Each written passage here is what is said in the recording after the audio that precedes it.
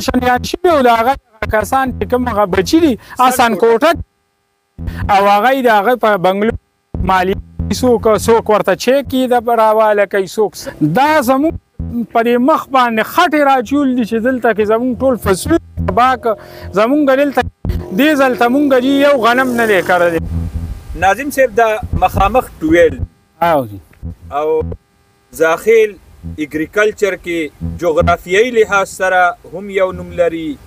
زراعت لحاظ سره صنعت لحاظ سره ټیننټ لحاظ سره نوجوان هم پکې ډېر ایجوکیټ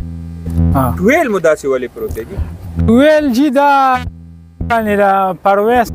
لوی لوی احسانات دي هغې لاندې دغسې دب پراته یو چې دا د هغه مهرباني ده چې هغه یې مونږ ته دا ټویل کړی دی او بیا تاسو ته خو جي صرف ټوبویل ښکاري په دې باندې د 1.5 کروړ روپۍ سکیم شوی چې هغه هم په ورځ کم شوی دی یوازې ټوبویل نه دی دې سره ټرانسفارمر شوی و د هغې سره هغه مشینري نشته دی یو پکې نشته دی د ملک ته تباهۍ دا یو ضروري دا د ټولو زاخیلو نه دا پاکستان ده چې د دې پاکستان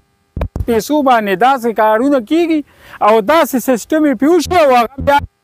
په سبا باندې پټې کړی شي یوې سي نو ذمه دار نشته په دې باندې یو کلاسپور دی یو پې افسر دی یو پې وسیر دی دا څه درې تنخواه پوره ده 78 شوی نو سنه 78 نه پس درې قسم کړي دي او زما نیکه دې ته د ځمکه هم فري اف کاسټ ورکړې ده او د هغې باوجود دا حل دی او هغه په پنشنیان شوي مې په پنشنیان شوي او د هغه کسان چې کوم هغه بچي دي اسان کوټه او هغه د هغه په بنګلو مالیه څوک ورته چیک د راواله کوي څوک مخکې او څوک وروستو دا چې زمونږ پرې کې یا پرې خواوشا څومره حلقه کې چې هغه څومره کسان کړي هغه ټول صرف په دې باندې اخته دي چې د پرویز خان پرچار کوي په میډیا په همداسې میډیا او خلک راغونډوي دواګانو کې د ودونو ویناګانو او موږ دی ورته فوکل پرسن وایي زه ورته بوګس پرسن وایم ټول بوګس پرسن چې دي هغه د یو نه یو اداره کېدي او هغه نوکري تنخواه هر څه اخلي مراحات اخلي او ډیوټي ده کوي ظلم دی چې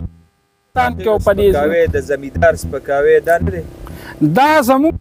په دې مخ باندې خټې راچول دي چې دلته کې زموږ ټول فصلونه تباه کړه زموږ دلته دې ځل ته مونږ یو غنم نه دی کرلی دې ټویل د وجې زمونږ داسې